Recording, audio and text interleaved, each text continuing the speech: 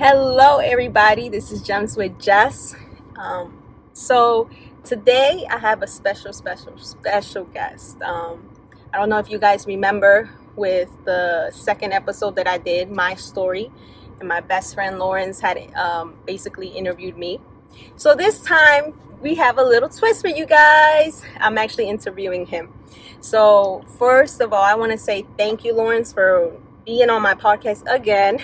It's a pleasure to have you again on my platform, and most importantly, I can't wait to people actually know the real you, because I don't think people really do. So the story is definitely going to be impactful.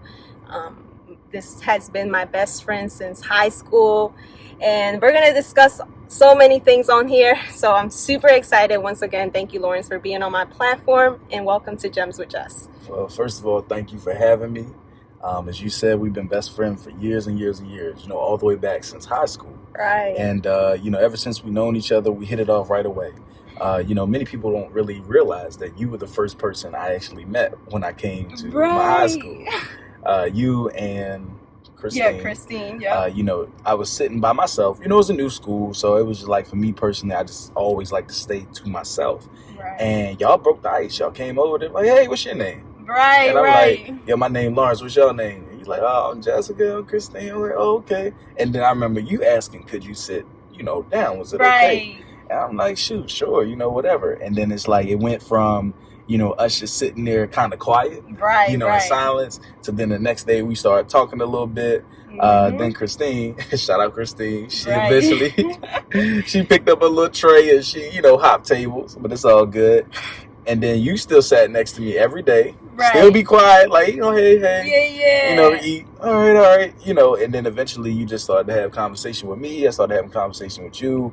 And man, before you know it, we became best friends because we had so many things in common, personal struggles, the way we view things, just so many different things we had in common. And that really just goes to show you in life, honestly, you never know when you're sitting next to your best friend. You really, you never know, because I know sometimes people are so afraid to break the ice. People are so afraid to have conversation, just to something as little as saying, hey, good morning, good afternoon, hey, hello, how are you? Right. Just those things. And who would have ever known without you coming to the table, sitting next to me, breaking the ice, asking me my name, we wouldn't even be here right now. Exactly. That's crazy. And I remember this like yesterday, really, where we really connected was in that bus stop. I was on my way downtown, and I get on the 64. North Avenue, right? Right, yeah. Get up on there, and literally the seats were full. Every seat I saw was full except the one with you. Yep. And in my mind, I didn't even see you. I just saw the seat, and I was like, dang, I gotta sit next to somebody. So I'm like, okay. I literally sit down, and then I look to my corner, and I'm like, oh snap, Lawrence, what's up? Like, oh crap. And I got my mood just changed, because at first I was like, I don't know who I'm about to sit with. And you already know the 64. For those that in Baltimore know, the 64. Or remember, rather. Yeah, remember. Yep, the routes have changed. But yeah, so then we started connecting. We talked about some deep stuff, and then I was like, wow, like, and ever since then, we're here now, though. Like, ever since then, we really made it happen, and we stay connected. Absolutely. So that's a little story for you guys, how we met, how we became best friends. But most importantly, Lawrence, why I brought you into my platform right now, and basically, I just want to talk about your story. A lot of people, I think, in high school, they didn't really know you like that, especially because you came in 10th grade? I came 10th grade year, right. Yeah, so I didn't start with everybody in freshman year. Exactly. So tell us, let's go all the way from the back. How was your childhood? Growing up, you were, raised in Atlanta, right? So I was born in Baltimore. I'm actually split between the two. Mm-hmm. So I was raised in Baltimore first, up until I was about 8 years old. After my dad had passed away, me and my mom, we packed up and we moved down to Atlanta. And that's why, some of y'all who haven't heard me speak in a while, or some of you guys first time hearing me speak, that's a part of the country accent as well. I don't really sound like the typical Baltimore person, because I did spend the back half of my childhood in Atlanta before I came back up here, like Jess said, 10th grade year, and I met her and I met everyone else that I grew to know here. So childhood growing up, like I said, I'll take you back to when I was in Baltimore. I was born into a very trying situation, what I'll say. Obviously, at the time, I didn't know, but my dad used to abuse my mom a lot.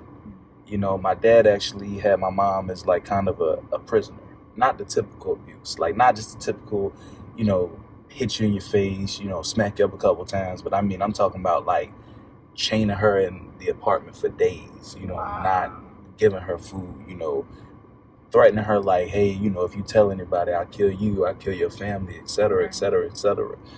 Putting bugs and stuff like that in the phones as well. Really crazy because, my dad actually is ex-law enforcement. So, he knew how to break people. He knew how to, really intimidate and really put a lot of fear into people. And my mom was actually a prisoner mentally and physically of him. So they were back and forth and still together till I was about, I'd say 5, going on 6 years old. And that's when they officially split. And in other words, when I say officially split, my mom officially got the strength to be done with him completely and all together. So I'll never forget it. One day we was at a train station, like an actual metro subway station. I forget which exact one we were at. And that was the day I had to pick between both of them to live with. So I never forget it because my dad was pulling my arm this way, my mom was pulling my arm this way, and this is in front of everybody. And eventually, because they saw how upset I was getting, they're like, well, hey, look, you need to pick one. Who do you want to live with right now? And I picked my dad to live with because, I don't know too many boys or young men, who have had a father or a father figure not want to be around that person, especially when, I'll be honest, although my dad did everything, to my mom, he always treated me great. I had a great relationship with my dad. We did this together. We did that. We did so much stuff together. We spent so much time. So as a kid, that's what I wanted to keep doing. Right. So I picked my dad to live with. And, I lived with him up here in Baltimore. And then once he had passed away, then that's when my mom had got me. And then her and I moved to Atlanta. Got you. So that's just the little first part of my childhood. Okay. So that being said, what experience did you have being with your father and your mom wasn't around? What I can say is I was super happy. Being with him to me as a kid was kind of like being in Wonderland in a way, it was structured. I had a bad time, of course, but he always treated me like to ice cream. He always treated me to this. Him and I, like when I say we literally went everywhere, we went everywhere. When you talk about the bus system earlier, I used to know every single bus route, bus destination, in all of Baltimore because him and I were just traveling. We would always be on the go. And my dad was well known in the city too. Everybody knew him. Like it couldn't be a place that we went where he wasn't known. And since I was named after my dad, he was always Big Lawrence and I was Little Lawrence. That's what a lot of my cousins and my family know me by. So living with him was great. I never even got a beating from my dad. I think I only got in trouble one time, and I never forget it because I was in first grade and we was taking a standardized test. And Miss Mills, my teacher, shout out Miss Mills, she was a wonderful, amazing teacher. I was at Mount Roy Elementary Middle, and she told us, the class, that we could go to bed, make sure we in bed by 9 o'clock. So that way we could get up in the morning and, take our test and be refreshed. When they say eat breakfast in the morning, all of that stuff. So my normal bedtime was 8 o'clock. That was my normal bedtime, just period. And I asked my dad, I never forget that night. I was like, yeah, Miss Mills said, that we could go to bed at 9 o'clock. And, he was like, well, no, your normal bedtime is 8 o'clock. And I'm like, but Miss Mills said, whatever. He was like, all right, well, I tell you what, you can stay up till 9 o'clock. But if we're going to but I don't want to have, hear any problems with you getting up in the morning. So obviously, I'm pretty sure y'all know what comes next. That boy went to bed at 9 o'clock, probably 9:15 if I had to think about it. Got up the next morning, didn't want to get up. It was one of the worst mornings I ever had as far as getting up for school. And I give him credit. He was being patient with me, and I was just being a brat. I did not want to get up and go to school. And he just got so frustrated with me, and he was 6'4", 6'5", and about over 200, so he's a big guy. And, you know, he yoked me up. And mind you, I'm a little boy at that point. I'm probably like maybe 4 foot or something like that. I don't know. And he pulled me all the way up to his 6'7". Was like, you going to school. I told you not to steal that lady. You did anyway. You going to school. And, man, I was so scared. And I was so pissed, too. Like, it's funny because we lived like 3 blocks away from the school. So we would walk to school every morning. So I was so mad at him that day. I crossed the street and walked on the other side of the street. And I was so mad with him. Like, I didn't even say bye, I love you, or none of that. I just let the crossing go and, you know, walk me the rest of the way or guide me the rest of the way. And then we went into the school. So that was really the only time I ever got into trouble. But he was always fair with me. He was always loving, always compassionate. You know, he always gave me the real. Like, he was really, you know, teaching me, like, don't ever let nobody do this to you. Don't ever let nobody do that to you. Like, you know, it was important for me to do well in school. Like, he was teaching me all of the core values of, you know, being a little man.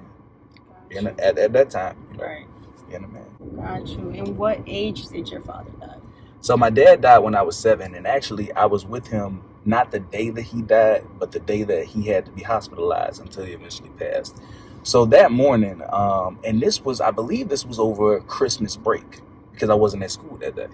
So it was over the holiday break because that's back when they used to give you like 2, almost damn near 3 weeks of Christmas break, you know, going into the new year.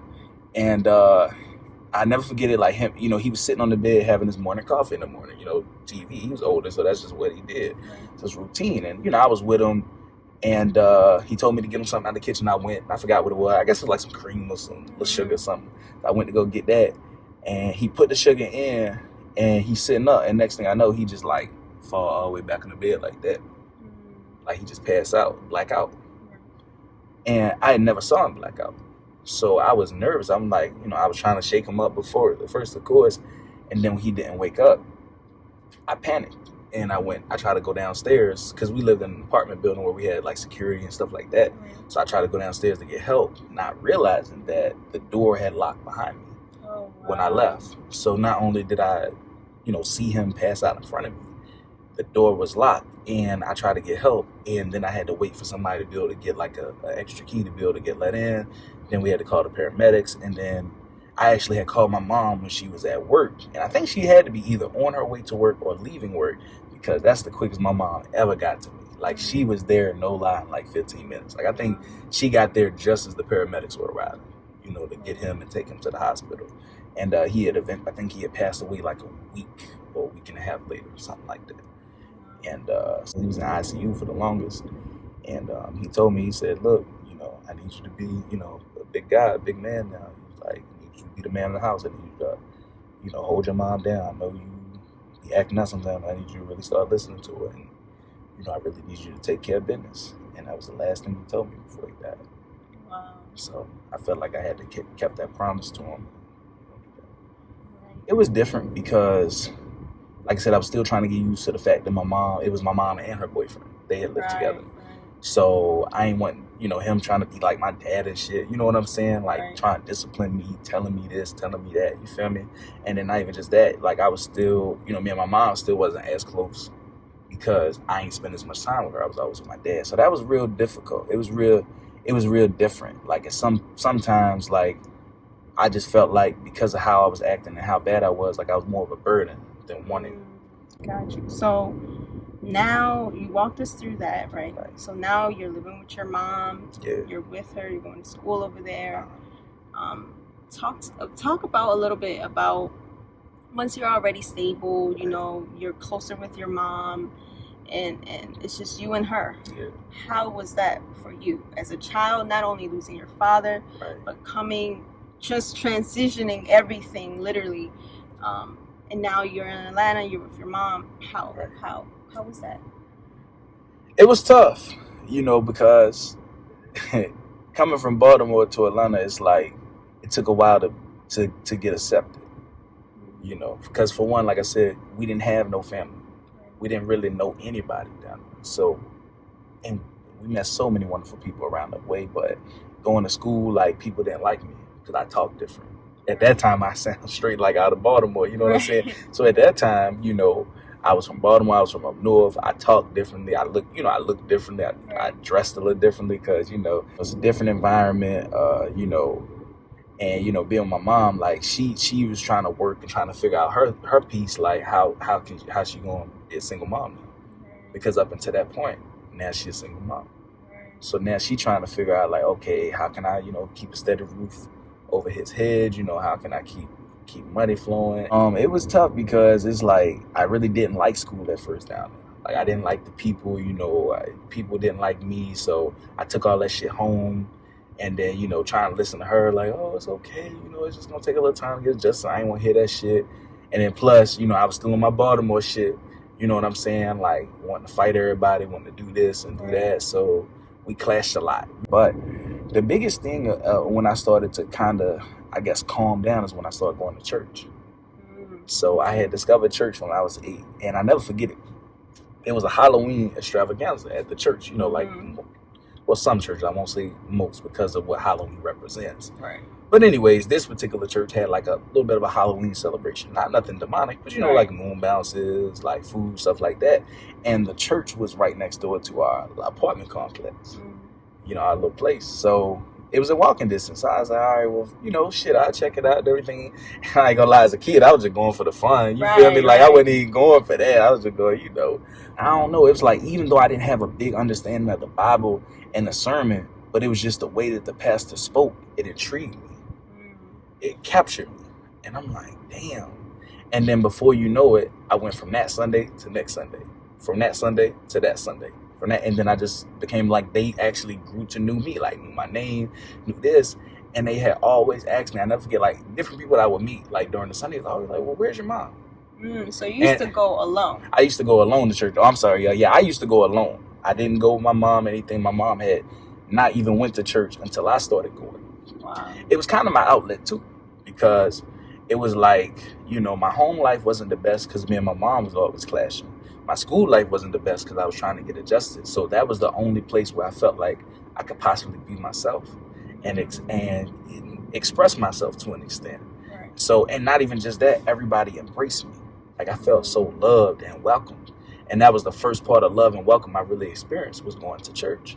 And eventually I actually had gotten saved and baptized at church. Yep. And by the time I had actually got baptized, I had eventually persuaded my mom, and then she started going to church. And I got baptized one Sunday, and I think the next time they did, baptized, and she got baptized and saved. So I actually was able to get my mom saved and baptized. Right. And after my mom started, going to church, what we would do, me and my homie, I grew up, shout out Ty, we grew up, and he remembered that shit. I know you remember that shit. We used to get up every Saturday morning, with like 7, 8 o'clock in the morning, and we would go pick up trash at the church and everything.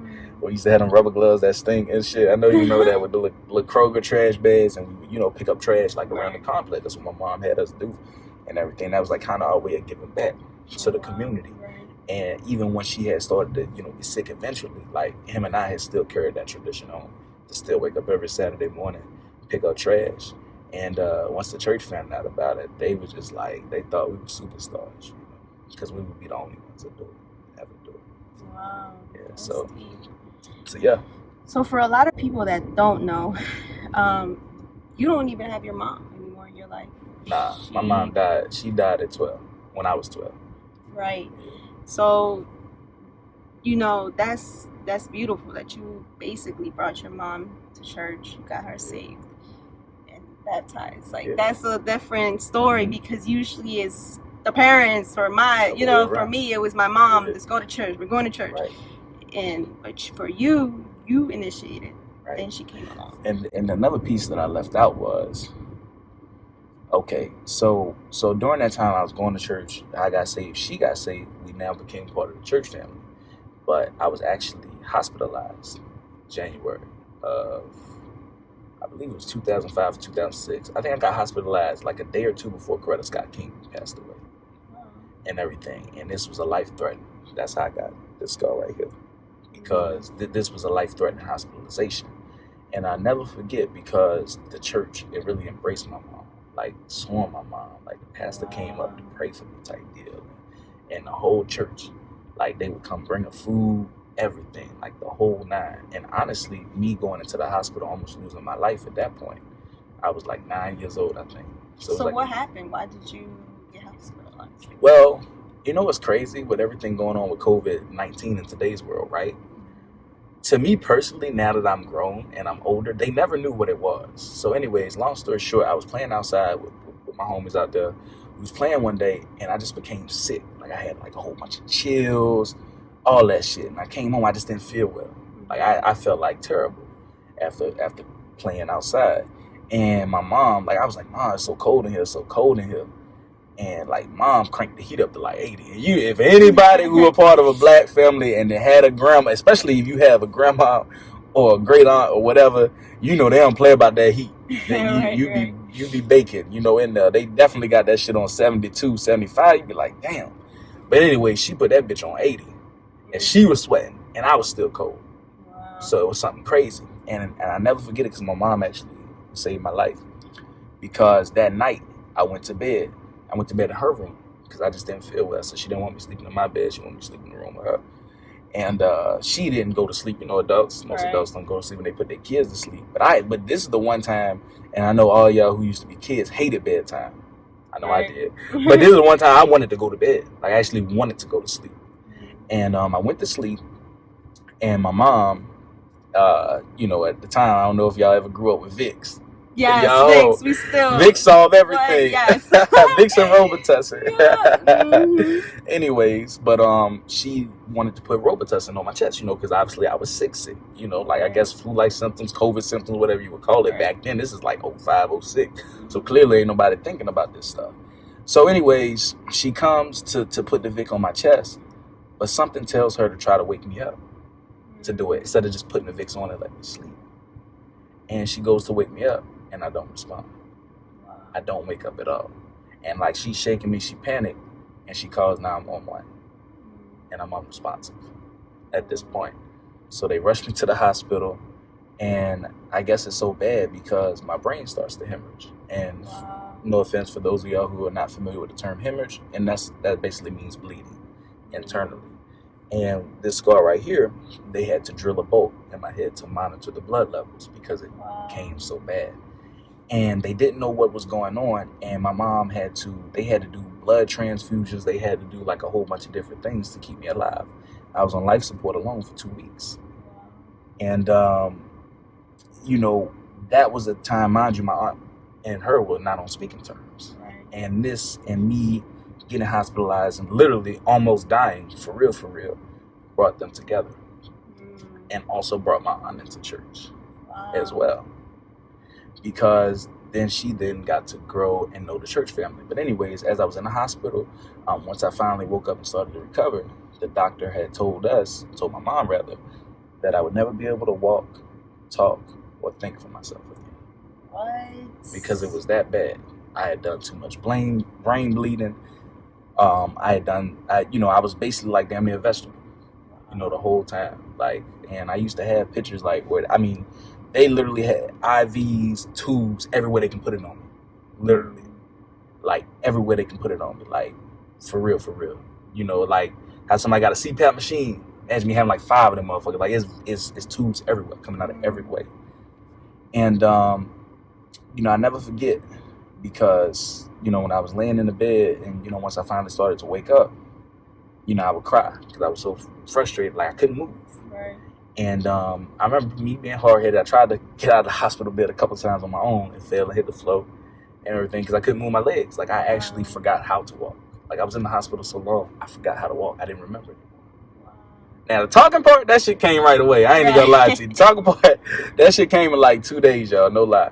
You know, I was talking over storm and shit. I've always been a talker, but the walking part and all of that stuff, you know, my mom, she was like, I'm not settling for that. I can't. I'm not settling for he'll never be that way no more. She like, I don't give a damn whatever I gotta do. You gonna walk with me. So she started getting me out the bed, and I'm like, Ma, you know, they said. She's like, I don't care what they say. And my mom, was a little bit late. She was like 4'11", 4'10". You know what I'm saying? Like, probably like $180, $175 on a good day. Something like that. And even me being a kid, I was like, shit. I was like maybe just hitting 5 foot. Like my husky, I probably like about down there 200. You know what I'm saying? But anyways, so she put my arm around her. We grabbed the little hospital rail, and I'm standing there like, Ma, I don't know what to do. Like, and she 1 foot, 2 foot, 1 foot, 2 foot, and I eventually started to boom, boom, boom, boom, and it took me about 3 weeks to get walking down packed over again because I had to relearn how to walk again, and the doctors were shocked because they was wrong, and that goes to show y'all in life, whatever you believe in, whether it's God, Allah, whatever the higher power it is that you believe in. Doctors, don't get me wrong, very knowledgeable people. Right. They obviously put so many years, blood, sweat, and effort into their profession. But the ultimate doctor is always the higher power. Yes. Because if I would have listened to those doctors, if my mom would have just took what the white doctors was telling us, as broke black people, that I would never do this, and that's how my mind would have conformed, then I would never been able to walk again. I never would have been able to do this again. But because my mom's like, nope, and even her to speak about God, like, nah, prayed on it, walk, boom. It started on 1 foot, 2 foot, and then next thing you know, I'm starting to walk. And then one day, she left out the hospital room on purpose. Like 5 minutes before she was gonna grab me to walk, she's like, I gotta use the bathroom or some shit like that. I gotta talk to the nurse. And she like, boom, when I come back, you better be ready to walk. And she just never came back. What the fuck? So I got up and I struggled a little bit, and she did that so I could walk by myself. Wow, what a smart lady. And when I came out the hospital room, just like out my room, she was always at the end of the hallway, like, come on. And once I was able to walk all the way from my room to the end of the hallway by myself, that's when they let me come home. Wow. So at that point, I miss obviously I miss a whole bunch of school because this is still the middle of the school year. The school year is still going on. And I miss at least 2 months worth of work. Wow. So my mom being diligent, she got all of the work for me because mind you, the other part of it is I'm not going to be able to think and comprehend no more. So I already passed the talking phase. I done already passed the walking phase. But now the real deal test, because of all of this brain stuff, was how am I going to get back into the swing of things in school? 2 months worth of work. Guess how long it took me to get it done? 2 weeks. What? And not even just that. By the time I came back to school, I was ahead of the class. Wow. Look on top of that. And that's nothing but God. Really? Nothing but God. And this is a true story. This is true facts. Wow, that's impressive. And I went on to finish the school year on the honors list. Straight A's.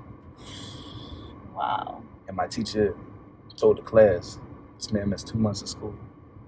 Got all of his work done in 2 weeks. Came back ahead of the class. Some of y'all in here playing. Some of y'all in here not taking it seriously. I did that. So when they say you can't, no matter who it is, whether it's a doctor, whether it's your parents, whether it's your family, whoever it is, always know that you can. But you just gotta have the willpower. You gotta have the faith. And you're able to. Wow, that's deep. That's absolutely definitely. And a lot of people don't even some people know about the story, but they don't really know the details behind it. Yeah. Wow. Now I know where you get your willpower, because your mom, she looked like she did not play. Nah. She did not take no for an answer. No, she wasn't taking no. She wasn't taking below for an answer. Nah. My mom always had standards and will always hold you to those standards and expected you to always fulfill those expectations by going above those expectations. Wow. Yeah. So, that being said, once that happened, I guess you're back in school, back in school. Like nothing. Yeah. So, I want to talk about, I guess, a little bit more about when she's about to pass. Okay. How was that experience for you, not just knowing that your father is no longer around, right, and now you're seeing your mom about to pass? Well, the hardest part, and I've always said this, I said, it's one thing when you see someone die, right? To see someone, like, God forbid, if someone was walking down the street where we at and shot somebody to death in their head point blank range. That's a traumatic experience. Very traumatic. But it's a difference when you're actually watching that person live but die every day, mentally and physically. Right. So even before my mom initially passed, I watched her die every single day. You know, my mom used to be, I wouldn't say like a real big lady, but she was a plump lady. You know what I'm saying? Like, she used to be a very plump lady, with weight on her. And to see her go from, I would say maybe a $180, 200 pounds, something like that, all the way down to like 60, 70 pounds in a matter of months, because she had became sick, she had became depressed. But yeah, my mom was mentally drained, physically drained. So I watched her die every day. And not only just that, she would tell me, I'm dying. Tomorrow's not promised to me. And she would tell me these things because she always, me as a kid, I looked at it as like, I didn't want to hear it. Like, I don't want to think about you dying. Like, the thought of it alone makes me sad. The thought of it alone makes me cry, because I don't have anybody but you. So if I lose you, what do I have? And she used to just tell me, like, I just want you to be prepared. I want you to do this, because, one thing about it was, looking at her die, it's like I felt so helpless because there was nothing I could do about it.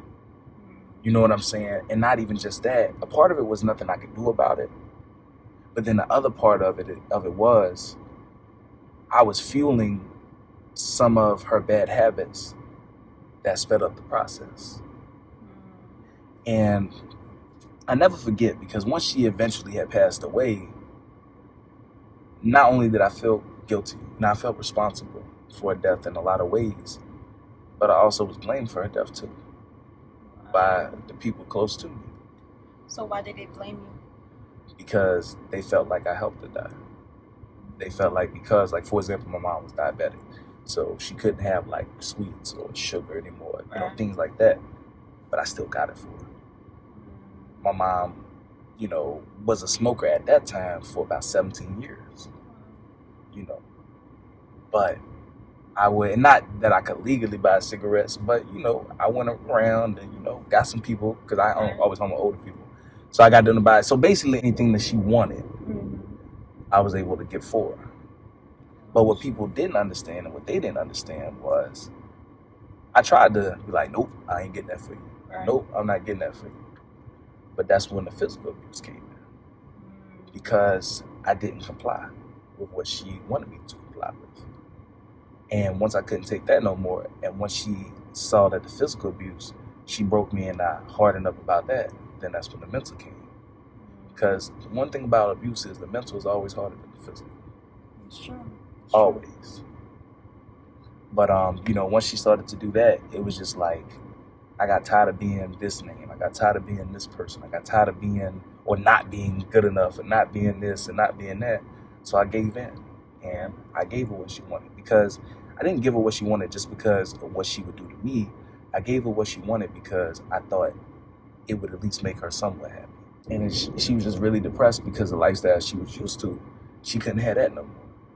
There's so many issues that we were having, financial issues, being by herself. She also had a boyfriend down there at that time who was very abusive, things like that, stole money, different things. You get what I'm saying? Yeah. So it's like every good thing she wanted, she could never have.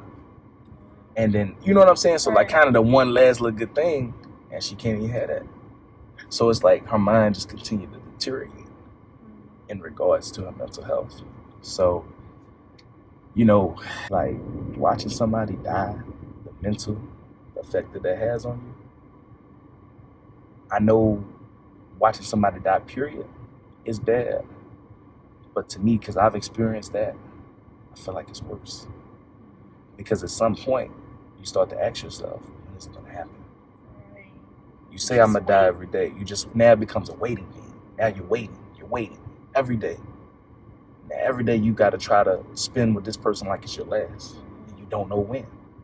You try so hard to, then I start predicting it. Then I start having dreams of her funeral. I start having dreams of her dying and how she going to die and stuff like that. Right. Now I'm constantly, now in my mind, every day, she going to die. Every day she going to die. When she going to die? How she going to die? And then it just comes to a point of it is like, well, fuck it. If it's going to happen, let it happen. Right. But you really don't want that to happen. Right. Because the downside it is, that's all I had. She, like I said, She was all I had, and I was all she had, no matter how the relationship was. Period. Right. Wow, that's deep, and that's true. Seeing someone die every day without them physically dying, that has to be traumatized. Yeah. Especially that being the only person you know have and being taken away eventually, then yeah, that's super deep. So once she died and everything, who did you go with? Like what was the journey then? Because now you're alone basically. Not you don't have your mom, you don't have your father. So now you have to, I guess, just go on a different journey. Yeah. So who did you end up staying with? First of all, August 23rd, 2008, I never forget. Never forget that day as long as I live. And you know me, my birthday's July 10th. So it's a little bit after a month. But for my birthday, she was in the hospital. So, obviously you can see the type of birthday present I got. But I had to live with my aunt. This is the same aunt, and I won't say her name, but it's the same aunt that when we first moved to Atlanta, it was all of these different trials and tribulations. The same one that was basically evil. But I still had hope then. So when my mom died 2 weeks into my 7th grade year. And, it was on a Saturday. I'll never forget it. And that Friday I was supposed to go see her, right? And I was with my homie T. Me and him, I was spending the night at his house for the weekend. And his aunt was at work that day. He was with his aunt. And the house phone ring. And, he go, answer the phone, of course, or whatever. So I'm, pause the game. Like, I'm thinking, I'm like, fuck this nigga up when he come back, whatever. So he stayed gone for, like 5 minutes. It was a nice little minute. And then he come back, and his whole facial expressions changed. Like, his whole face changed. So I knew something was wrong, but I had no idea what it was. And, I'm like, man, nigga, like you just seen a ghost or something. You know what I'm saying? Like, nigga, come on, let's get back to the game. You know what I'm saying? And then he was just like, yo, your aunt on your way to pick you up. I'm like, what? Fuck she want? I'm like, and I just a kid. I'm like, oh my god, fuck she want? Like, you know what I'm saying? Like I'm trying to have from my friend or whatever, whatever. And like, yeah, they on the way. I'm like, well, did they say why? Like, the fuck? Like, you know what I'm saying? Always something. Goddamn. Like, let me have my space. And he was like, no, they just on the way. And now I'm getting mad. Like, bro, what you mean they on the way? Like, why they on the way for? And he like, yeah, they on the way. So I'm like, all right, whatever. So we get back to playing the game. And then nigga, like, he ain't even seeing the game. Like, I don't know, they just raining touchdowns on him. Like, you know what I'm saying? And I say my aunt was there like within 15 minutes. After he had got out the phone. So I come downstairs, get in the van. And everybody quiet, face forward. Like, everybody like this. Like, everybody, like, nobody said a word. Like, you could hear a pin drop in that motherfucker. Wow. Like, it was that quiet. Like, nobody said nothing to me at all. Like, literally, and I'm thinking, like, oh, what the fuck? Like, in my head, I'm like, oh, god damn, fuck I do. You know what I'm saying? And the ride is only like 15 minutes away from my hood, where I'm from, to where she at. So when we get to the house, like I said, everybody looked like they saw a ghost. Like, everybody just crazy looking. I'm like, man, what the fuck wrong with these people? So we go in the house. So I'm about to, beeline, upstairs or something, whatever. And they're like, nah, we got to talk to you real quick. You know what I'm saying? I hit the stuff like, fuck. So then I, go sit down at the table. Everybody still got these blank ass looks. I'm like, bro, what the fuck? Right. You know what I'm saying? So everybody pull out the chair, go to sit down. And they just quiet for another minute. I'm like, oh, bro, what the fuck is going on? Like, fuck, somebody died? Like, I ain't say fuck. But I'm like, what, somebody died? And now ain't nobody saying shit. So I'm like, did somebody die? Like, now I'm like, okay.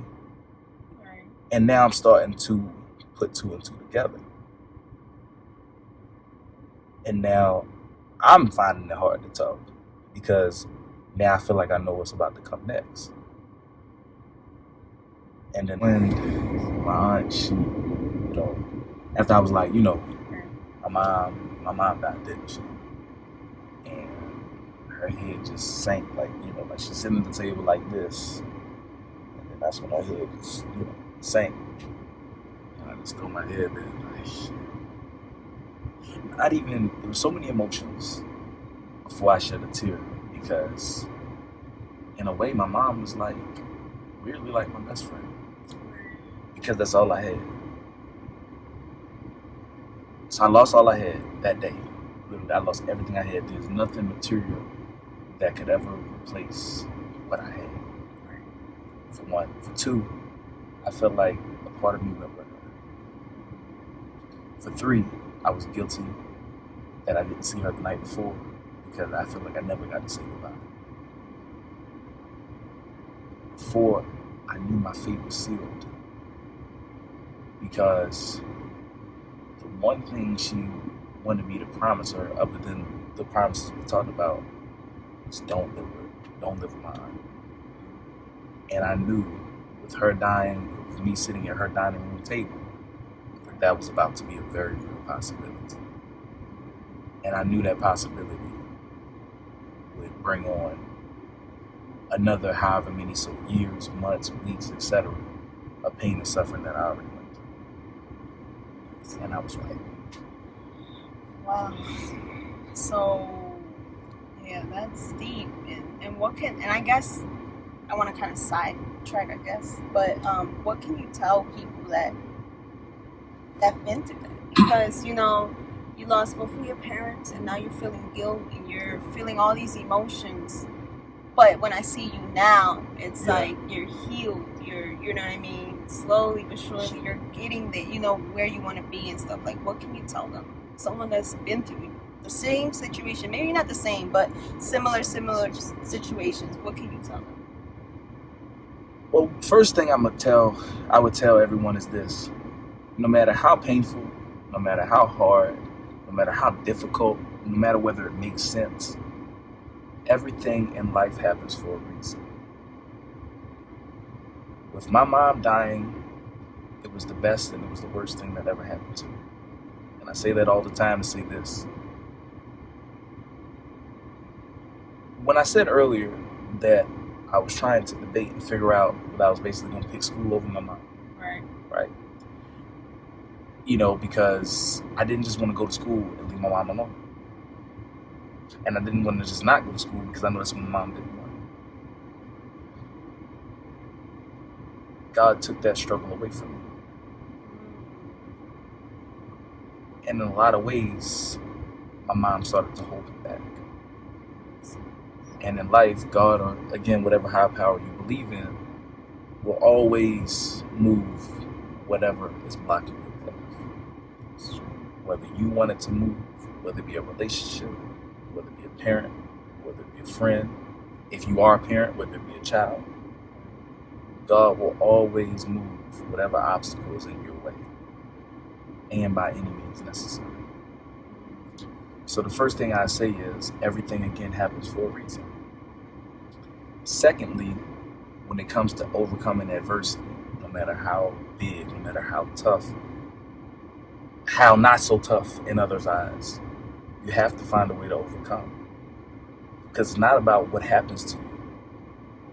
It's about letting the moment or the obstacle define you and define who you are. Am I just going to be an orphan or the ward of the state? Or am I going to be a young man that move on and become number one in everything that I do? Am I just going to be an orphan? Am I just going to continue to be mad at the world? Or am I going to be someone that uses that anger, that uses the rage, that uses the hate, that uses the sadness, that uses everything to motivate me to become better than I was then? That's how you have to look at it. That's what makes the difference. The difference is you. You be the difference. I don't care that your mom died. I don't care that your dad died. I don't care that you got your clothes from the clothing bank. I don't care that you got your food from the food bank. I don't care that you had to go to foster care. You be the difference. You make the difference. You determine what your fate is, not the circumstances around you. Yes, it's tougher when you have adversity. Yes, it's tougher not coming from a privileged home. Yes, it's tougher not always having dinner. Yes, it's tougher not always having money. Yes, it's tougher not always having new clothes. Yes, it's tougher coming from depression. Yes, it's tougher contemplating suicide. Yes, it is. But how are you going to make a difference? What determines your growth? What determines your success? So what I would say to people is, that's what you got to think about. You take that problem head on. That was well said. That was deep. Yeah, I felt that. And let me say this. I didn't do that right away. Make no very mistake. I don't want anyone to misinterpret what I just said. And I don't want anyone to misunderstand what I just said. I went through phases. I went through many more trials and tribulations that I'm sure we'll speak about. I didn't understand. I didn't have an understanding then. I hated the world, and I hated to be a part of it. When my mom died, I felt like I had no purpose of living, because everything that I had to live for died that day on August 23rd. That's how I felt. And it was like at that table, it was like being in court, because I just got my sentence. And in my mind then, it was 25 to life. So it's not until I grew up, it's not until I overcame, and more importantly, it wasn't until I wanted more for myself that I started to have that understanding. Because it wasn't about just making my mom proud. It wasn't about just what she wanted. It wasn't just about what anybody wants. And I think that's a lot of times what influences us or affects us in a way, because we always think about what someone else's expectations are. But once you set expectations for yourself, it's up to you whether you don't let you down. And I wasn't going to let me down. Because when she died, besides having God, I was all I had. And I was never going to leave.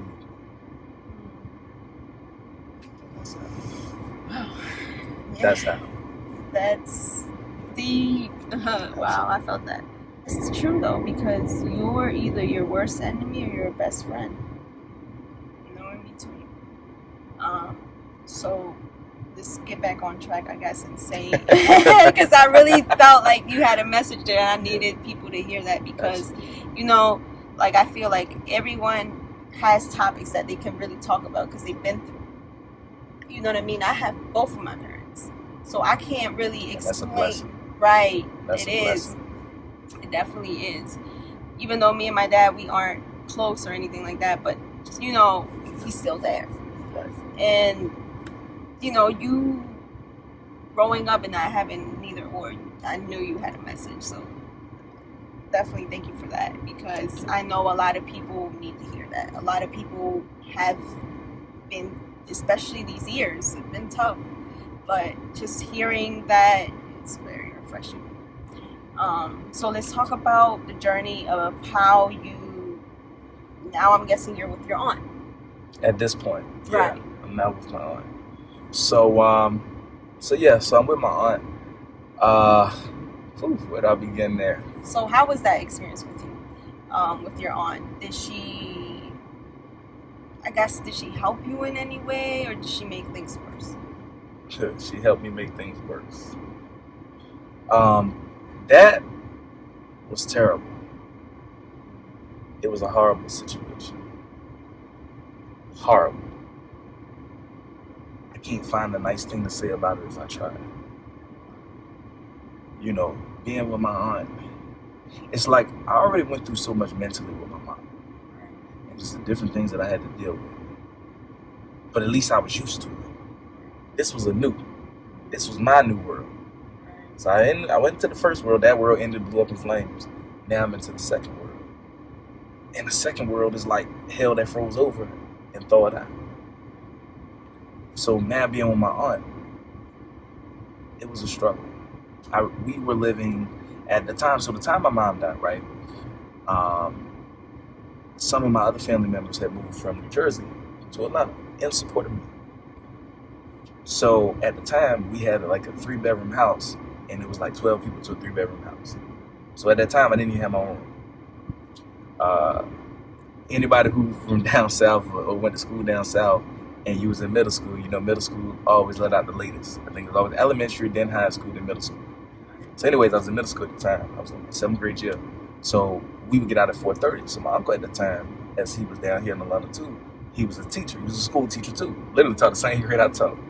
But he had taught 30 minutes away. So a lot of times, whether I caught the bus back to my apartment complex, my hood where I was from, or whether I just stayed at school and waited for him, I still had to wait late, for him to pick me up. Right. So long story short, by the time my aunt, she cooked whatever meal she cooked for the house, it was always gone by the time I came in. So if it wasn't for him stopping by, because my uncle, I think that's where I learned getting out, eating out, because him and my uncle used to eat out all the time, because he ain't really cook like that either. So, but if it wasn't for him, if it wasn't for me trying to scrounge out something to get to eat or try to keep a little bit of money, I wouldn't eat, because there was never any food left by the time I got in the house, because everybody else was home before me. So nobody ever thought to save me a plate. It was always like first come, first serve. So you would think I was at a shelter, but I was actually at home, or what I perceived to be home at that time. Struggling, we struggled like crazy. Well, for one, my aunt got money for me, money that she got for me because I didn't have parents, as well. So she got a certain amount of money for me every month, and I never saw any of that money. Like, I never got no new shoes, I didn't get no haircut, I didn't get none of that shit. And I know what some people may be thinking, oh, well, she probably struggling with this, struggling with that. My aunt had a drug problem as well. And it was a drug problem that I knew about before I came about. So it wasn't just the fact that she was struggling trying to raise me. And then this is I'm talking to in this breath, just a few people. Right. It wasn't that she was just struggling like, the typical single mom, no help, whatever. No, salute everybody who's in that struggle and continues to overcome that struggle. This was a person who had already had a prior drug habit, who was a con artist, who was a master manipulator. This was the type of person responsible for my money or any funds or any trust for me. Because this is the type of person that never had bill money, that never had money to do this, but always had money for that and always had money for this. See what I'm saying? But anyways, so during the winter times, the gas would always be off. Because down south, like up here, it's like everybody got BG&E. And I'm just speaking to Maryland people. I don't know, wherever you at. But anyways, in Maryland, I can speak BG&E is gas and electric. So when your gas cut off, your electric off. But down south or other parts of the country, gas and electric is separate. You hear me? Right. So, and no, lights was off too. But but more often than not, gas would be off before electricity. You get what I'm saying? So in the winter, down south, I would say is not as cold, but with no heat can get very cold. Right. Like, best believe that. In the house that we in, we had a fireplace. So we had to all sleep downstairs. Like, I would have to have the clothes that I had on going to school on top of like 2 or 3 more layers of clothes on top of a sleeping bag. And we slept by the fireplace all night.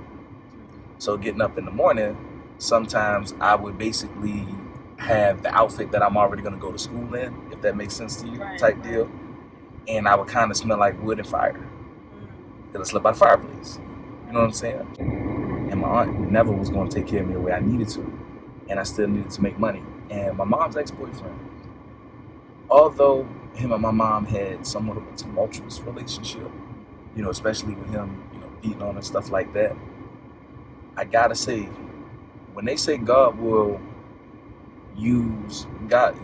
keep your friends close but your enemies closer, who would have ever thought in that aspect? Right. Of course, I don't consider him an enemy in this present day, right. But who would have ever thought that my enemy would have helped me more than my family? Wow. And he actually had a landscaping business. So what he would do was, like, he's the one who taught me how to cut grass. I worked for him. He taught me how to cut grass. I do everything, line up people's stuff, trim people's hedges, everything.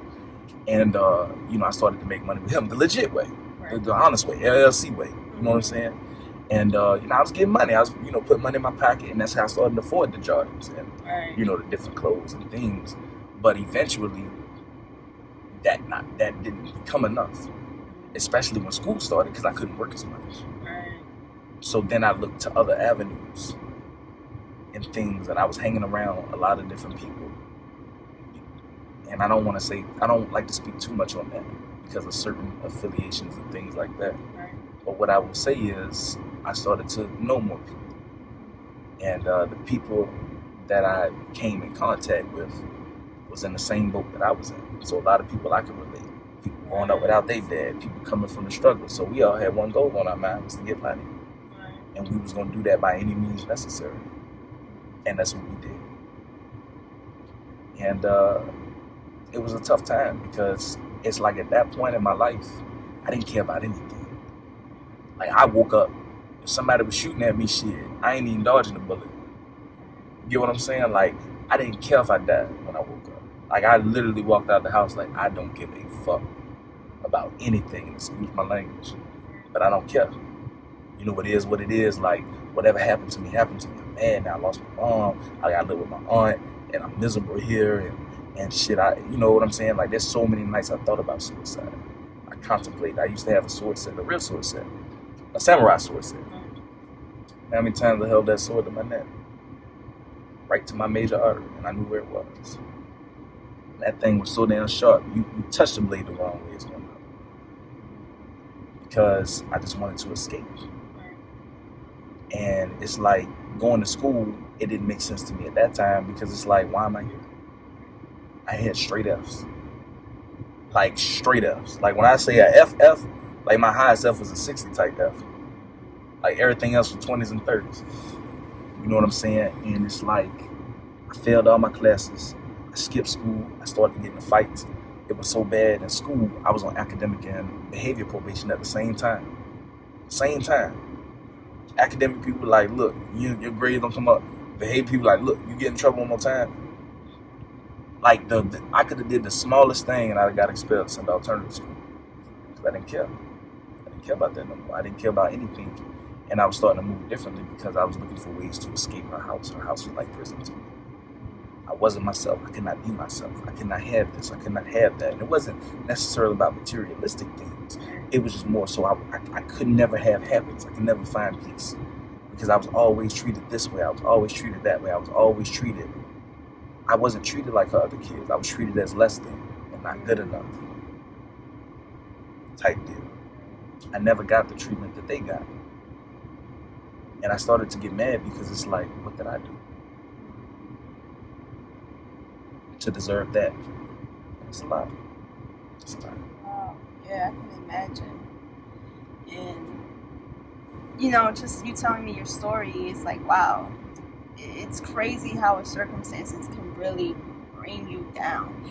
Because, like, moving forward in high school, you were top student. Yeah. You were like, yeah. You were the man. Make what I seen sound like a lie, right? Yeah, like what? Lawrence have an F? So like yeah. But big no, you know, but it's definitely possible because when you're going through it, you're not thinking of none of that. Yeah. That shit. And it's just like, yeah, I did a 360. It took a while, but with my aunt, it's a lot of people who just don't know.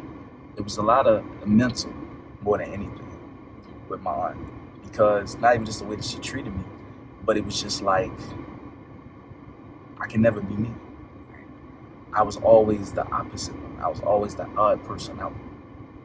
You know, and in life or in general, whether it's family, friends, or etc., whenever you feel like the outcast, it does something different to your memory. Because you constantly feel like everybody looking at you like you're weird, like you this, like you that. And it's like, it's matter as much as you want to fit in, as much as you want to come together or to integrate with someone, you just can't because you don't know how to. Makes sense. So that being said, what happened after? How did you even, I guess my question is like, how was that? How did you escape that, I guess? Like, you know what I mean? Because that, I can only imagine what you've really been through with her. And I know, like, you had to find an escape. What was it? To deal with it during or once I finally left? Both. To deal with it during, okay, that's a great question. Shout out my homie again, Tyler. He got me in the rap. I was rapping. And mind you, I was trash when I started rapping. I ain't even gonna lie. I mean, I was trash. Like, I was writing sentences like I was writing an essay. I was trash. I ain't know nothing about this, about tempo, about nothing. But writing music was my outlet. Not only just listening to music, but writing music. Because a lot of the shit I put in was what I was going through, what I was doing, stuff like that. So that became my outlet. And I would have notebooks. And I'll give her credit where credit is due. That's one thing. She ain't never give me nothing else. But she got me notebooks. And as long as she got me notebooks, I kept writing in them. And I was writing raps and I was writing lyrics. And it's like, even with me just saying the music, when you put it into my head, it's just like, that was my only outlet. It was music. And that's the only thing that I really enjoyed, was making music. Whether it was making a beat, whether it was doing this, whether it was doing that. So my escape, honestly, was music. Because I knew that was the one thing I could never curse her out. I could never physically harm her, but I could in my music. I could talk about that in my music. I could put all of my hurt and my pain in my music. I could put my tears, my blood, and my soul into my music. And that was my escape. Without me being able to write how I felt, rap how I felt, whatever, express how I felt through music, that was the only thing I really enjoyed, by being in confinement to my space, to my room. Because it turned from just me being in there, not because I guess you in some aspects say I had to, but I also didn't want to be around certain things, so I had to.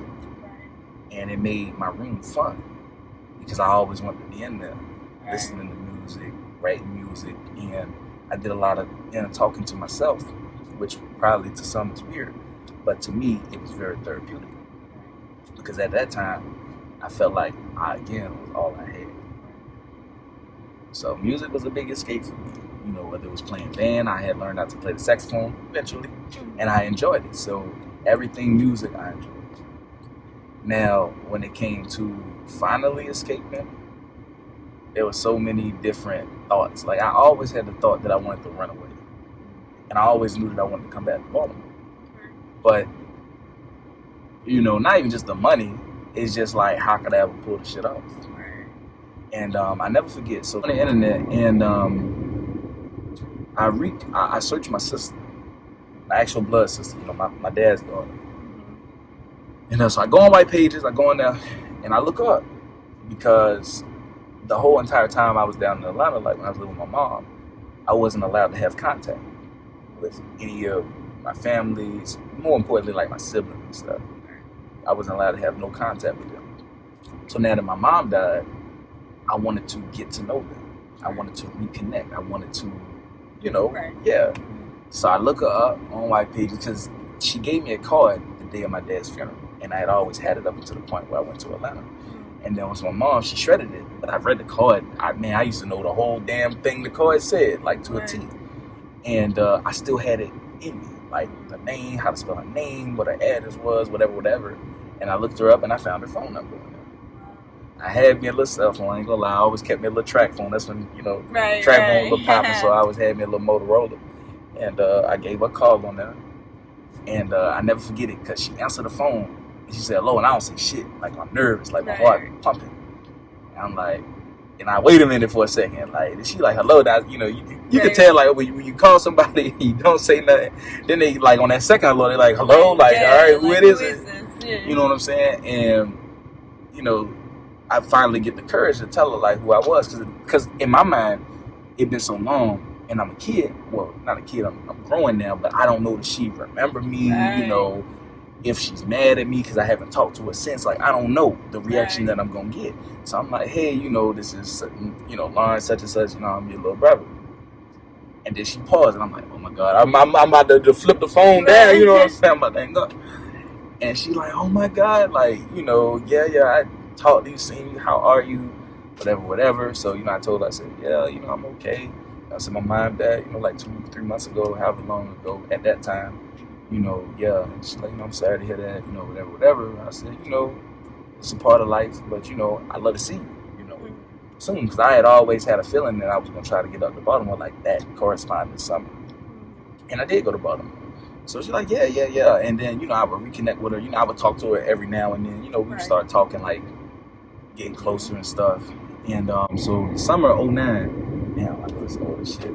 Summer of '09, I go camping. I think I'm about to hit 13, man.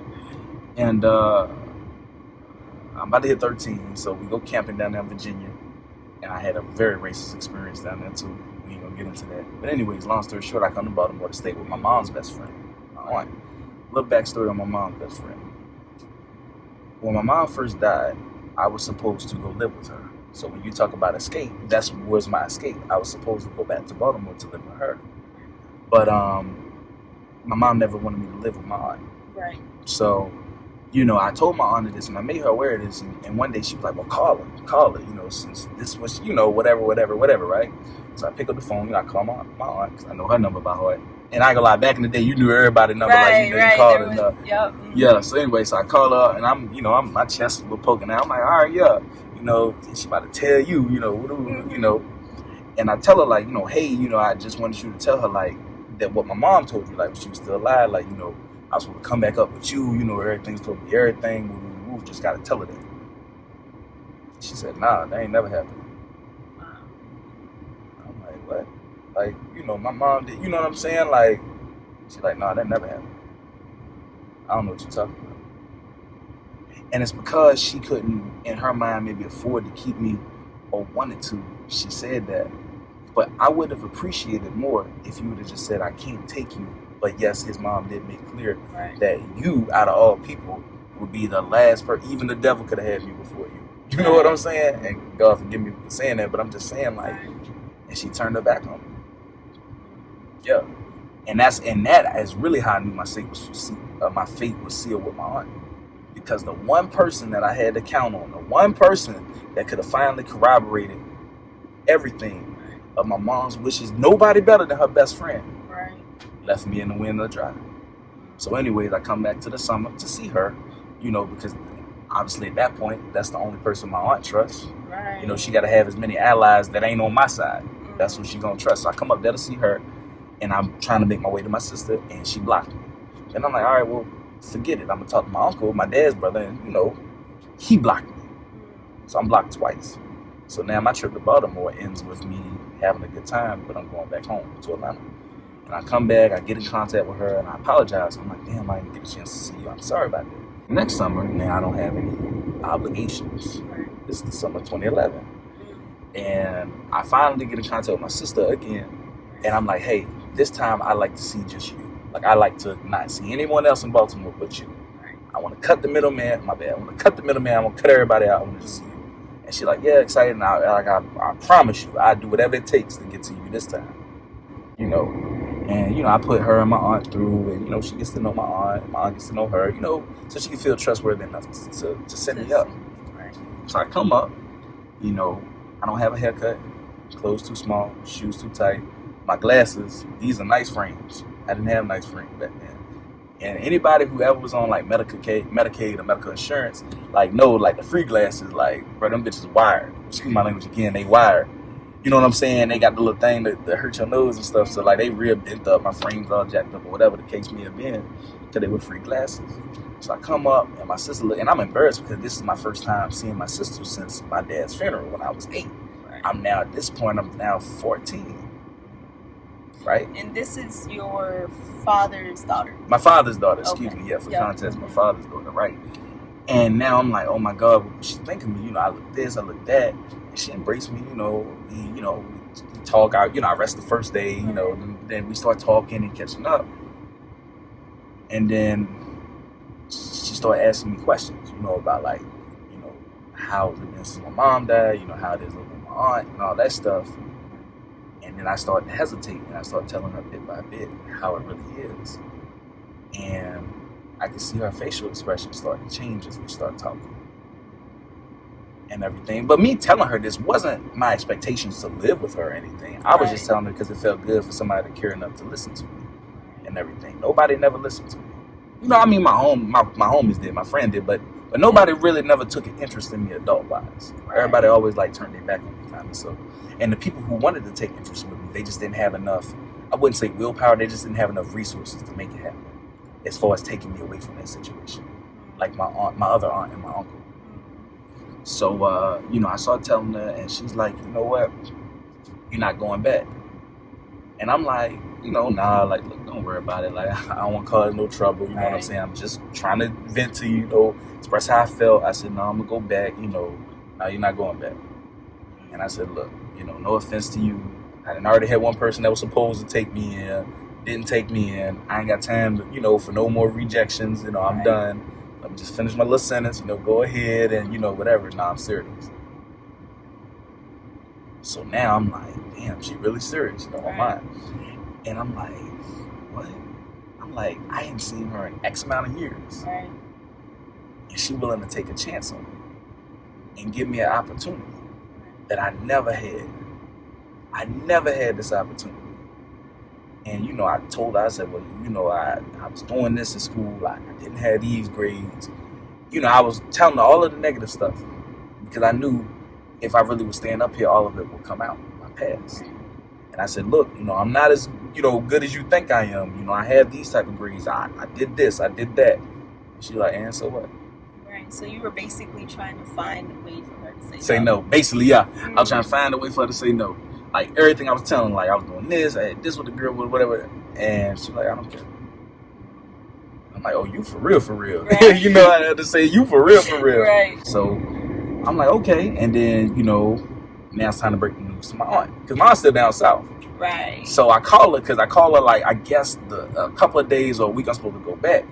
Before I was supposed to go back. And I'm like, hey, whatever. She's like, oh, hey, thinking everything all good, whatever. You having a good time, enjoying being home with your family. I said, yeah, I am. I said, I just wanted to let you know I'm not coming back. What? And she's like, huh? I like, yeah, like, like your house. Like, I'm not coming back, though. I'm like, nah, I'm dead serious, though. Like, I'm really not coming back with you. I'm done with you. Like a breakup. Okay. And she like, oh, well, now I see that you done had a little too much fun and, you know what I'm saying, a little too much excitement. Now, you're going to come on back home. Now, you got to start school. I said, yeah, I'm not coming back. And then right after I said that, my sister grabbed the phone. She like, you ain't hear him? I said, I know you speak English. You might be a little country, but he speak English. Yes, your sister. And she tell her in a not so nice way. Right. And then they start going back and forth and, whatever. Then she hang up on her like he coming back. So, and she calling the phone, and they going back and forth. And she like, I mean what I say. You did this to him, you doing this to him, you're not getting this money and all of that. Boom, boom, boom. So anyway, I'm like, like I'm really not coming back. Like now I know it's official. Like she just took the phone and dang, my mom best friend, she didn't do none of that. But that conversation like 2 minutes. But this thing going back and forth. So I'm like, okay, cool. Now I'm about to stay. So, she hang up and everything. She's like, yeah, I remember what I said. Like, you with me now. Like, I got you. I'm like, damn, like somebody really care about me like that. I'm like, in my life, especially when my mom died, I didn't think nobody would ever care about me. Like in my mind, the only person who care about me is me. Ain't nobody in this world that ever care about me. Again, not even just like my mom, but just in general. That's how I felt. And for me to see that, it changed me. I'm like, damn, like you fight for me. And I'm like, I told you everything. You know what I'm saying? So anyway, long story short, one morning I was asleep. And it was like 6, 7 in the morning. She's like, wake up. I'm like, oh, shit. What? What's going on? She's like, yo, your aunt's, coming. And I'm like, all right, well, look, we had a good fight. Right. She done came all the way up here. She got the little custody, guardianship. Gotta go ahead and go back now. But we had our little fun, it was fun. She's like, I told you, you're not going back. I'm like, damn, this lady don't quit. Right. That lady do not give up, but that lady relentless. You know what I'm saying? Like, God damn, that lady really serious that I'm not going back there. So I'm like, all right, well, what's the plan? Right. And I can speak on it now because this is done with and I'm an adult now. At that time, I couldn't speak on it. And she's like, yo, I need you to disappear for a few days. So I went to an undisclosed location because with her going to the police, my aunt, because she drove all the way from Atlanta to Baltimore. So she had, alerted the police and the police have to call you like, hey, look, we coming. Right. We coming. So I was gone before they got there. And, they had back and forth some words. And the police searched the house. Obviously, they verified that I wasn't there. And basically, the paperwork for her her having custody of guardianship or whatever, down there in Atlanta, didn't fly. Didn't matter. She crossed state lines now. So now it's like, if you don't got no paperwork to reflect from here, then you ain't got shit. Wow. Excuse my language again. God, yeah. So So this whole weekend she ride around there. Mind you, Baltimore, for those of you who are not from here, never been, this ain't a city to just ride around when you ain't from here. I'll be honest with you about that. You know, you don't be just riding through people's hoods and shit. Right, you know what I'm saying? They're Especially, like, what's that? you know, right? Everybody looking at you on the like corner, a look what car, that vehicle is. You know what I'm saying? Especially you ain't buying nothing. You know what I'm saying? Right. So anyway, so she riding around looking for me and everything, and you know, telling everybody who will listen that my sister done kidnapped me, holding me against my hostage, hold me against, you know, as a hostage and everything, and all of that stuff. So long story short, the weekend goes by because down south in Atlanta, you get out in May, you go back the first week of August. So she came up to give me the weekend right before that Monday to start school. But you know, I didn't go back or whatever, and I know, you know, yeah. So I come back and I return after she left. Police, they interviewed me. They're like, look, you know, whatever that they asked me, they're like, yo, where you want to be, where you want to stay, and I told them I want to be here. I want to stay here. I was like, oh shit, say less. You good? And I'm like, damn. So then the battle wasn't done there though, because my aunt started doing petty things. Like she was like, okay, like she basically wanted to force my hand to come back because she still had guardianship down there when I went to school at. So she put a hold on my transcripts. So I couldn't start school up here. Right. So although this was burning a hole in her truancy wise, because down south truancy, they don't play. Like when you miss a school a certain amount of time, like them truancy people locking your parents up or your guardians up. They don't play about that truancy. I mean, I know it's different everywhere, but down south they really enforce it. Like they do not play. So anyways, I know the truancy people was putting heat on them, and she wanted to, you know, be smart by locking up my transcript, putting flags on my stuff and everything. So I had a little bit of not a delayed process, but I had a little bit of obstacles to get across. And I was telling my sister again, like, look, just give it. Right. You know what I'm saying? Like, she locked my transcripts down. It's over. Right. I told you wasn't going back. This ain't over till the fat lady sang, and she quiet right now. So I'm like, damn, like, bro, this lady don't give up. I love your I'm sister. like, God damn, yes. I love her too. Shout out my sister, I love you. Yes, she's a G. You know, and I'm like, God damn, bro, this lady don't give up. I'm like, shit, but the lady done blocked my transcript, she done blocked this. She like, watch, you gonna go to school and you gonna start on time. I said, okay. Right. You know, and it wasn't because I just didn't want to have faith in her. It was just because I've been let down so much in my life. Right. I just didn't really have nothing to look forward to. And you know, she talked to some people up down North Avenue, you know, and like, all right, well, we'll let them begin the process, you know, they have transcripts. So it bought her more time, and, you know, she was talking with them, negotiating with the school, and, you know, she had talked to somebody down there at my school, and like, look, even though his aunt doing this, do you really want to see him not be in school anyway? Right. And then they was like, all right, well, let us make some couple calls. Right. Next thing you know, and then not even just that, you remember Miss Dorsey? Yes. From high school. Mm-hmm. It also took her getting in contact with their guidance counselor. And whatever she said to that guidance counselor, well, that transcripts came over 15 minutes later. Wow. In effect. She was always, shout out to her. Shout out to Miss Dorsey, too. Yeah, she was always on. Absolutely. On it. So I got my transcripts. I get to start school up here. And it's like everything my aunt threw against me for retaliating of not going. God stopped every single thing, including the money that she was getting from me. And this is how you know if somebody really care about you. Because see, she wanted me to go back for a materialistic thing because I was a dollar sign. I was an opportunity. I supported her high. But once the money stopped and the benefits stopped, she stopped. It was no longer important for me to go back now. It was no longer important for me to live with her because the money stopped. The benefits stopped. But the ultimate thing that my aunt was upset about is because she didn't have control over it. And once, but what I learned in life, and not even just going through those things, is people only have as much control as you give them. That's true. That's true.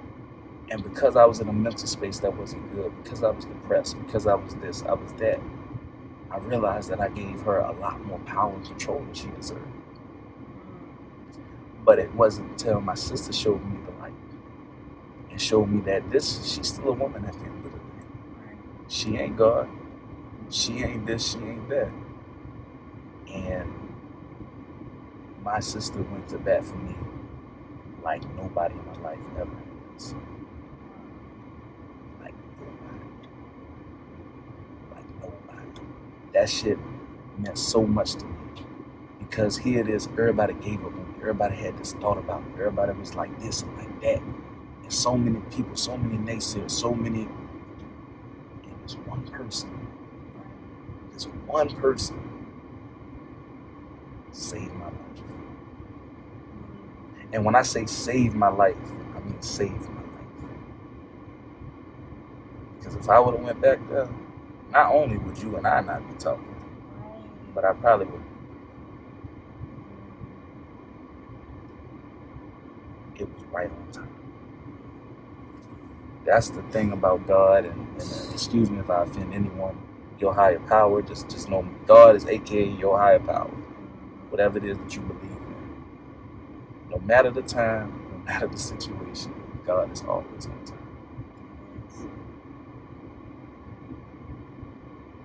In life, God gives the toughest people the toughest battles. He gives the strongest people the strongest battles.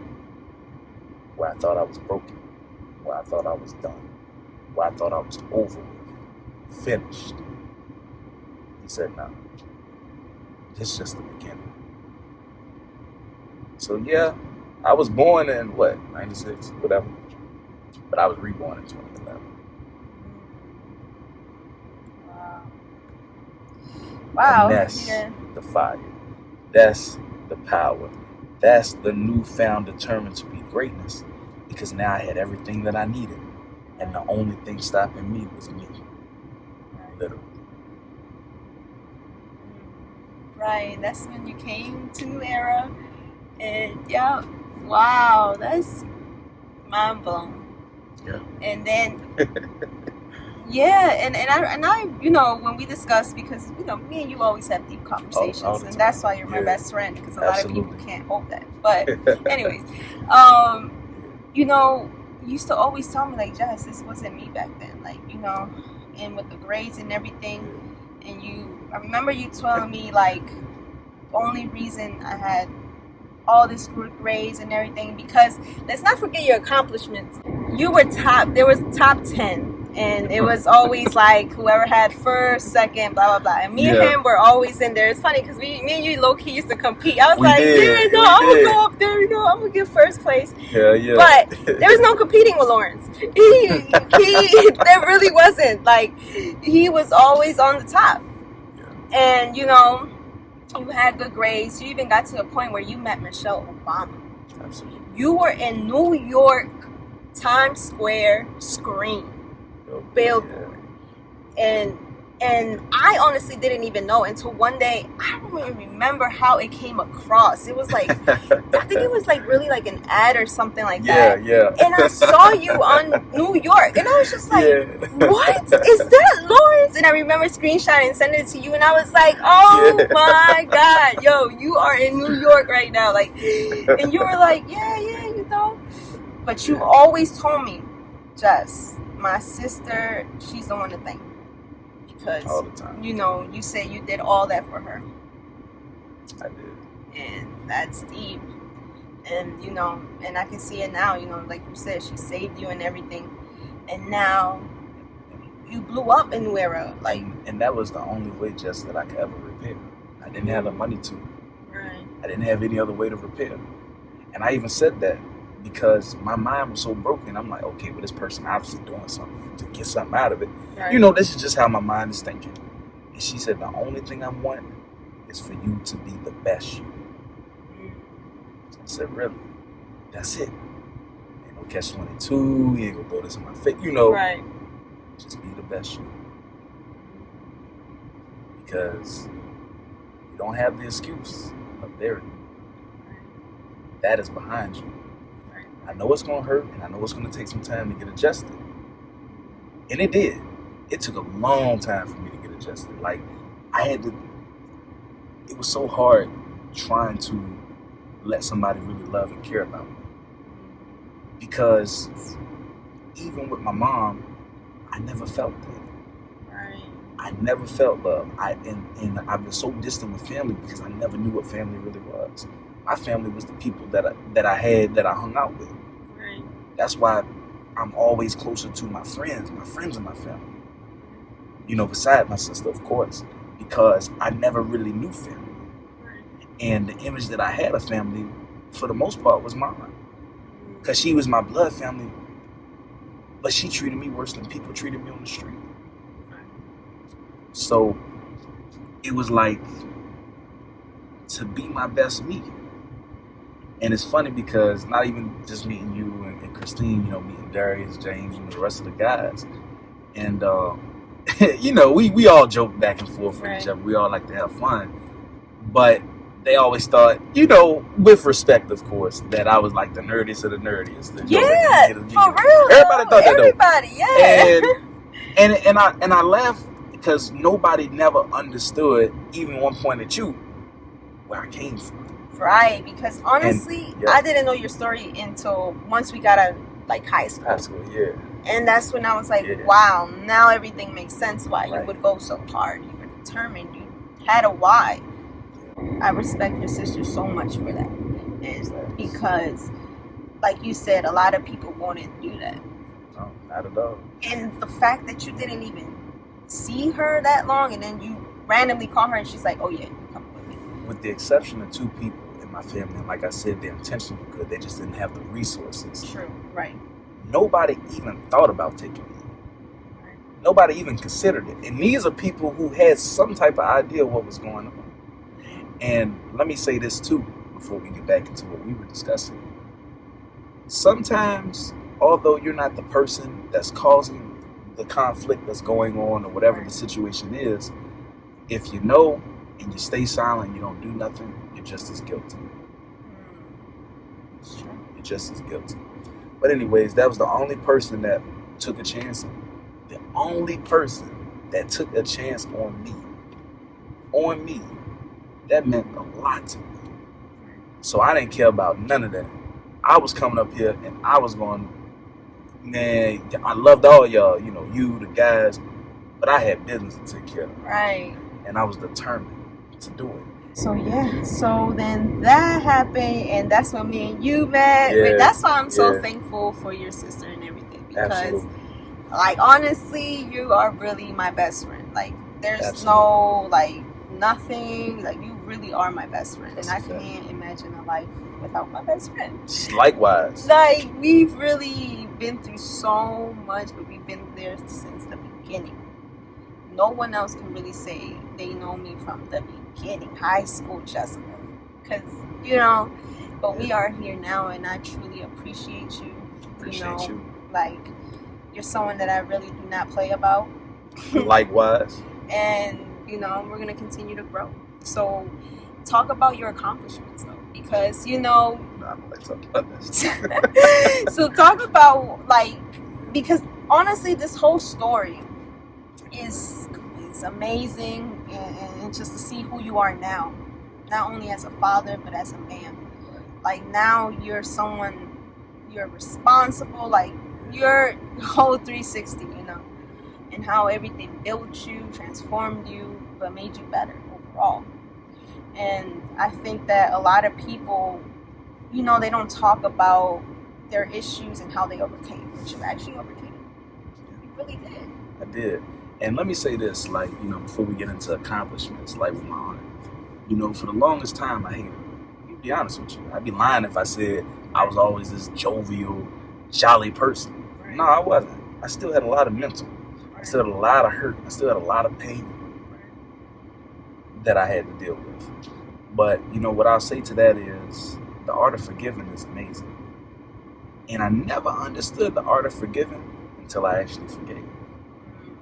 And let me tell y'all this, whether it's a relationship that hurt you, whether it's a family member that hurt you, whether it's a job, whatever it is that really hurt you, and I mean like hurt you, you forgive that person or that thing or that entity, not for them. Never do it for them. Always do it for you. Because while you may hate that person, that place, that thing, I guarantee you that person, that place, that thing, is still moving regardless of the hurt and pain that you have to deal with or the broken pieces that you have to pick up. So, and I have since forgiven my aunt. No, I didn't call her, pick up the phone, and tell her I forgave her. I don't talk to her. We have no communication. But I forgave her for me. Because I had to bury that hurt and pain and let it go. Because at the end of the day, one thing I learned about life is you can never change the past. You can only dictate where you're going. And what I mean by dictating where you're going is you can live in the past if you want, but it's going to block your blessings in the future. So you got to leave the past in the past in order to get to the future. I hate to say the present because the present is always the moment. And you never live for the moment. You live for what's ahead of the moment. So you forgive. And when I say you forget, you may still remember. But remember that you forgave so you can forget. Able to do that, it's been amazing for me. Because it's helped me blossom into the dad that I have become. The man that I have become. I don't still hate my aunt. I've prayed for my aunt. That's powerful to be able to pray for someone that caused so much hurt and pain. It is. And so tell me about Michelle Obama. How was that experience? Because that was literally, no one knew about it. Yeah, no, seriously. There was a lot of, confidential stuff we had to keep. But I can speak about it now, of course. And that experience was breathtaking.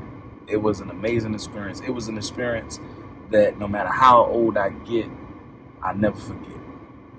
Ms. Watkins was the old guidance counselor. Right. And I met with her in the hallway. That's what I was doing. And she was like, you've been selected to be a candidate for upcoming, I think she said upcoming commercial or an event.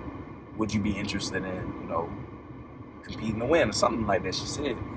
I said, at first I was like, commercials ain't really my thing, let's shoot a video, but they want somebody with a story, with a background. I'm like, okay, forget it, I want my little story, and to me, my story is, I always just felt like, because I went through this, I just felt like every kid kind of in my circumstances went through it or worse. So I didn't really feel like my story was that big of a deal, And I told my story, not as in depth, but more with my parents and a lot of the struggles that I faced and things like that. And I left it at that. I did the video with her, recorded it, we did it, and then, then she's like, okay, and I went somewhere else and whatever. So that day go by, right? So the next day, she's like, yeah, congratulations. They, picked you and everything. I'm like, damn, that quick? I was like, shit, that's the quickest competition I ever entered in and then won, like, right there. I was like, shit, usually these things, I'm like, okay, imagine I don't know anything. By the way, I don't know anything at all at this point. I'm literally taking you step by step. So I'm like, okay, all right, so what's next? And she's like, well, they want to meet you. Where they at? It's like, but they in Virginia. I'm like, oh, well, I don't drive and nothing like that. I can't get down there, so. Like, okay, relax. She like, who said anything about that? They gonna send a car service to pick you up tonight at 7. I'm like, well, I gotta call my sister. Did that already. Wow. I'm like, okay. And she's like, yes, you already know. You just gotta, go home. Make sure you're there, and they pick you up, between 7:30 or whatever. So, just be ready. I'm like, all right, cool. Whatever. I ain't think nothing of it. So I get there, I get home, I shower up, and everything. Right. I think change street clothes, but I think I just changed to something like casual, right. To wear. And, the car gets there, he called me like, Mr. Lawson, I'm outside. I'm like, all right. I'm like, bro, just call me Lawrence. Like, it ain't that big of a deal. Whatever. So I come outside, and I go to open the door. He's like, oh, no, allow me. I'm like, bro, I get my own door. Like, what I'm saying? Like, I'm... By the way, y'all, that's the first time I've ever been in a car service, a limo, or anything like that. So, you get the door for me. I appreciate you. So I get in, and he's like, yo, you want this water and this? I'm like, damn, what this thing nice. I'm like, no, I'm good. So, we drive our way to Alexandria, Virginia.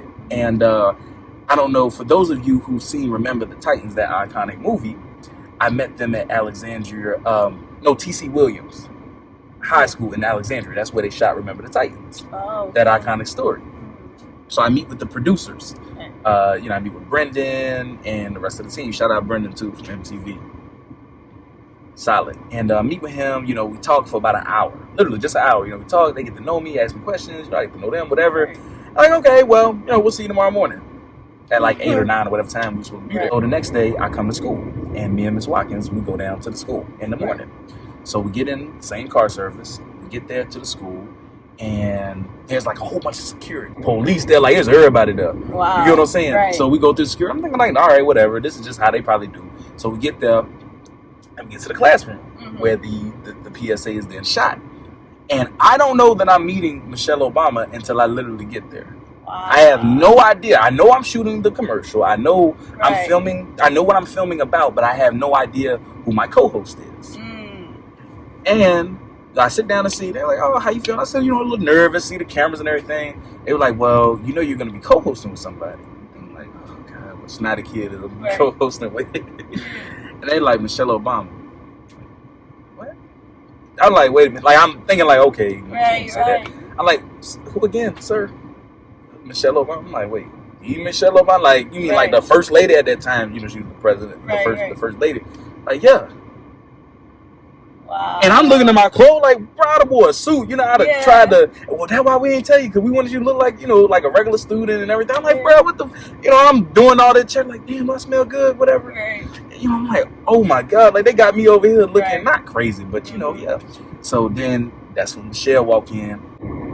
And the first thing she do, she like, "Hey, Lawrence." And I'm like, "Hey," and I'm like, nervous. Secret Service, but they bulky. I ain't even gonna lie. Secret Service look a lot skinnier in person. But they bulky as hell in person. I give Miss Michelle a hug and everything, so we get to talking, about school and all of that stuff, and just really life and everything. She's like, "Man, when I heard your story," she's like, "I don't know how you made it, like for everything that you went through. Like you could have been gave up, you could have been did this, but you kept pushing." She said, "Always keep pushing." Damn, that shit meant a lot. You were in New York, Times Square screen, billboard. And I honestly didn't even know until one day I saw you on New York. And I was just like, what? Is that Lawrence? And I remember screenshotting and sending it to you. And I was like, oh my God, yo, you are in New York right now. Like, and you were like, yeah. But you always told me, Jess, my sister, she's the one to thank, because all the time. You say you did all that for her. I did, and that's deep. And and I can see it now. Like you said, she saved you and everything, and now you blew up in New Era. Literally, Lawrence. Nobody, no, for real, nobody saw Michelle Obama or anything like that. It wasn't until you came and you literally made a change in New Era. No, for real, because I was there the 4 years. Yeah, they had different accomplishments. Let me not knock down the people that did do great things. There were a lot of people that did great things, But you were the only one who, and I remember this. I was in class with Miss Ellsworth. Shout out to her. Shout out Miss Ellsworth. Because she was the best teacher. Yep. And I remember we were in class, and she's like, "Lawrence, come here." And I'm thinking like, "Oh, what he do?" Because whenever they called me, it was always because I got in trouble. Me and you were like the opposite. And I'm like, "Oh, like he finally got in trouble." Right. I'm like, "Oh snap! What did he do?" Ain't perfect, yeah. Right. And then I didn't hear from you. I didn't see you. The next day, I didn't see you, and it kind of like just flew my mind, honestly, because I didn't text you or anything. And then I'm looking like the next day I didn't see you, and I'm like, yo, what happened to him? Like, what's going on? Like, they took my best friend. Like, where is he at? Like, And then later on, you were like, I can't tell you. You were like, I gotta go somewhere, And I was like, where you going? Like, what you mean? You're going somewhere? Like, I'm like, what are you talking about? She's like, nah, it's nothing bad. I just can't tell you right now. And I was just like, all right, whatever. Yeah. No, it's just like, okay, cool. Later on, I see everything, and I'm just like, what? I was so proud, yo. I was just like, yo, that's my mother freaking best friend right there. Like, and you accomplished a lot. What can you say overall is your accomplishment, your greatest accomplishment? My greatest accomplishment is my daughter. Yes, my daughter. She's 2. Yeah, she's 2. Her name's Neilani. And she really taught me how to love. Like, although my sister was that piece of rebuilding my life, helping me get to where I needed to go, but ultimately, as far as love, I never thought I could love the way I loved until I had my daughter. She's the best piece of that to me. Yes, Absolutely. definitely. Well, Lawrence, thank you. There's so much more I know that's to your story, but thank you for sharing this on my platform. Of course. You know, everybody that listens to this, I hope you can be inspired. This is a deep story. Absolutely. And most importantly, you can find peace within your story and find strength. Because, you know, like I said, I see you now and it's like, wow, you really went through all of that, and looking at you now, it's like you're better than you ever could be, honestly. Like you're a better man, a better father. Like, you know, you're just doing everything that it is that you want to do. So many blessings to you and your career and everything else that you're going through. And for also, I'm going to break the ice with Motivate2Gravitate. For all those that don't know, he is official. He has his LLC on Motivate2Gravitate. So before we wrap it up, tell us a little bit what we can expect from Motivate2Gravitate. Well, Motivate2Gravitate is going to be a platform used to uplift, to inspire, and to motivate. I want to motivate everyone to gravitate to new platforms that they never thought they could reach in their mind. And not only will you get a broader spectrum of my story, but more importantly, you will get a broader spectrum to life, what could be in store for you, and how to achieve it. And that's ultimately what you are to expect to Motivate2Gravitate. Well, that's what we're going to be doing. Yep. And I'm super excited for your business and everything going along. Like, I know you're going to blow up. You've been #1 throughout your life, so I can only imagine what you're going to do in your own business. So I'm super humbled to have you in, and I'm so grateful to have you in my life in general as my best friend, as somebody that I can talk to about anything. So thank you. You know how much I respect you and love you, and I know we're only going up from here. So thank you again for being on my platform, and many blessings to you. Thank you. Likewise, I love you. Thank you for having me again on JemWJess. I appreciate you. This platform is nothing but God. And thank you so much. I appreciate you. I love you. Let's continue to make great things. Absolutely. And for those that want to follow Lawrence, your IG name is Motivate2, like the number 2, yes, to gravitate. Yeah, Motivate2Gravitate. Just that. All right, you guys, you have it here. JemWJess. Many blessings to you all, and I hope this story can motivate you to gravitate into a better place. This is JemWJess. Until the next episode.